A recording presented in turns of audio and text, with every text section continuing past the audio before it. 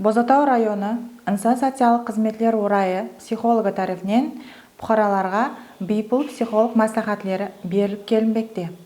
Атап айтқанда, басым һәм зоравалыққа ұшыраған әйел қызлар һәм оның перзентлеріне, награлығы болған шақсылар һәм балаларға, өзгелер күтіміне мұтаж болған кекселер һәм ауыр жағдайға түсіп қалған шаңарақ ағзаларына, кем тәмінленгенлік ресторында тұрушы бұқараларға, ата-анасы шетел миграциясына кеткен балаларға бейпул психолог маслихатлары беріледі. Егер сіздің рухиятыңызда стресс, депрессия, түскілік халатлары сезіліп атырған болса, Бозатау районы инсан социалдык қызметлер урайының психологларына мұражат етсеңіз болады.